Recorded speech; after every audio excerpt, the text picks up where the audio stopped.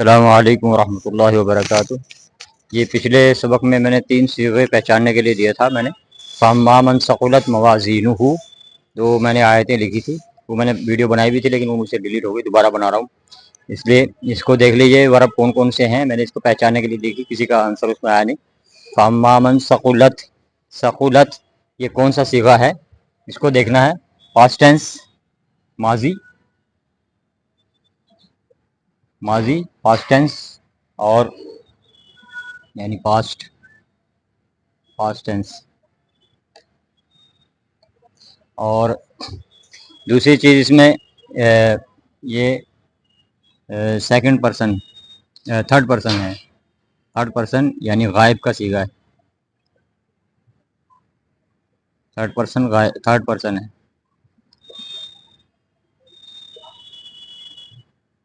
Third person ये गायब का सीगा है। और चौथी चीज़ ये वाहिद का है। वाहिद यानी सिंगल है, सिंगल है। और चौथा क्या देखना है, ये फीमेल है यानी कि मुअन्नस है, मुअन्नस है, फीमेल है, फीमेल है। ये हो गया, ये पहला सीगा जो है फ़अम्मा मन सक़ुलत मवाज़ीनुहु। और एक चीज़ इसमें और है, ये पैसिव वॉइस है यानी मजहूल सीगा है। वो हम मजहूल बाद में पढ़ेंगे, फ़िलहाल हम जो है मारूफ ही पढ़ रहे हैं, यानी कि एक्टिव वॉइस पढ़ रहे हैं। मजहूल के सीगे बाद में पढ़ेंगे। ये मजहूल का है, ये इसके सक़ुलत सक़लत होना था ये, लेकिन मजहूल के सक़ुलत हो गया। तो अब देखिए अगले सीगा जो है आमनु, आमनु वो ईमान लाए, वो सब ये ईमान लाए। तो ये कौन सा है, ये जो है ये एक तो ये पास्ट तो है ही, माजी है, अभी पास्ट ही पढ़ रहे हैं हम। पास्ट है, माजी, और गायब है यानी थर्ड पर्सन है। और जो है ये जमा का सीगा है,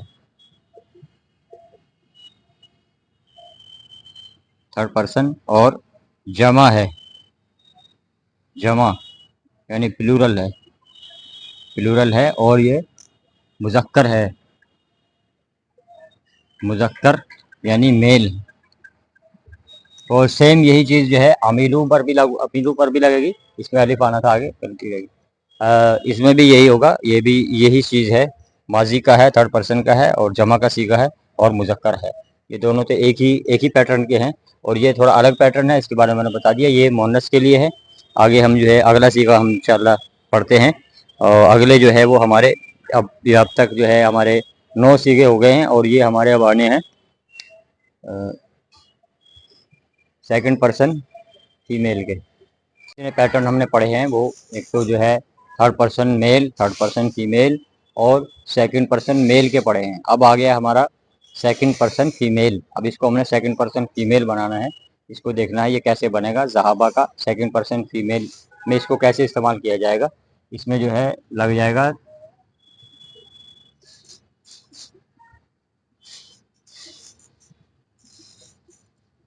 ताज़ेर, ता के नीचे ज़ेर वाली लगेगी। तो ये जो है इन सीगों में जो है सब में ते ही लग रही है, लेकिन ता के साथ में जो है किसी पर कोई साकिन है, कोई जज़म के साथ में है, कोई ज़बर के साथ में है, कोई ज़ेर के साथ में है। सिर्फ इस फ़र्क को हमें पहचान के रखना है। ये हो गया ज़हबती, ज़हबती ये फीमेल के लिए होगा, सेकंड पर्सन फीमेल के लिए। इसको देखना ये क्या है, यानी कि इसको हम हिंदी में लिखेंगे वो गई, यानी वो फीमेल, वो गई। मुअन्नस, मुअन्नस का सीगा है वो गई। इसको हमने ये देख लेना है। और ये कौन कौन सा है, एक तो ये माजी,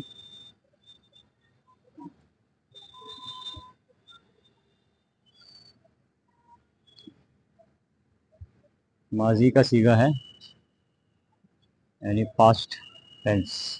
माजी अभी हमारे सारे माजी के चल रहे हैं। और दूसरी चीज़ जो है वो क्या है, ये है सेकंड पर्सन। वो अब तक हमने जो पढ़े हैं वो थर्ड पर्सन पढ़े थे, ये सेकंड पर्सन है, यानी इसको हम बोलते हैं हाजिर, हाजिर सेकंड पर्सन, सेकंड पर्सन हाजिर। اور تیسری چیز اس میں دیکھنی ہے کہ یہ کون سا ہے، فیمیل کے لیے ہے، سیکنڈ پرسن ہے اور سنگل ہے، واحد ہے یعنی سنگل ہے۔ اور جی چوتھی چیز فیمیل کے لیے ہے، مؤنث ہے، مؤنث یعنی فیمیل کے لیے ہے، فیمیل کے لیے ہے۔ یہ چاروں چیزیں ہمیں ذہن میں رکھنی ہیں اور اس کا پیٹرن کو ذہن میں بٹھا لینا ہے۔ ایک ایک پیٹرن میں لکھ رہا ہوں تاکہ جو ہے اچھی طرح ہمارے ذہن میں بیٹھ جائے۔ اور اب اس کے باقی کے جو ہے وہ اسی طرح کے اس پیٹرن میں جتنے بھی آئیں گے وہ اسی طرح سے استعمال ہوں گے۔ جیسے یہ ہے وہ گئی، اس کا مطلب ہو گیا وہ، اس کا ترجمہ وہ گئی۔ اچھا، اسی طرح سے دوسرا کوئی ہم لکھیں گے یعنی ضربتی،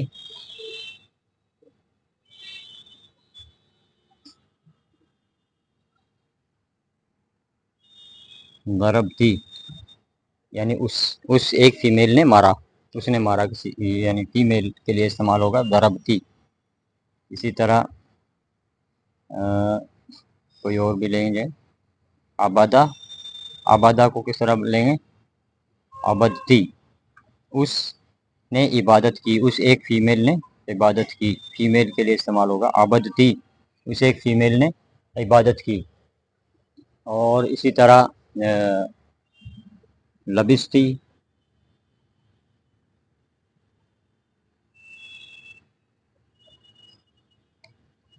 لبستی، اس ایک فیمیل نے پہنا، اور اس نے پہنی یا اس نے پہنا، اس کو ہم فیمیل کے لیے ہم استعمال کریں گے۔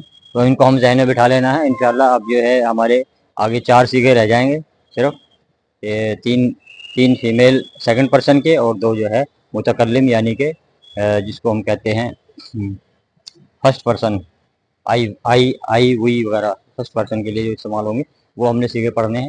اور انشاءاللہ ان کو ذہن میں بٹھا لینا ہے۔ اس کے بعد ہم تھوڑا سا ایک ٹیسٹ رکھیں گے اور اسی طرح سے انشاءاللہ ہم تھوڑا تھوڑا ایک ایک یاد کرتے رہیں گے تو یہ ہمارے لیے بہت کام کی چیز ثابت ہوگی انشاءاللہ۔ قرآن پاک جو ہے وہ ہمیں تھوڑا تھوڑا سمجھ میں آئے گا، اور انشاءاللہ اس پر اور زیادہ محنت کریں گے تو ہم مکمل قرآن پاک کی زبان کو ہم اچھی طرح سمجھ سکتے ہیں۔ جزاکم اللہ خیر۔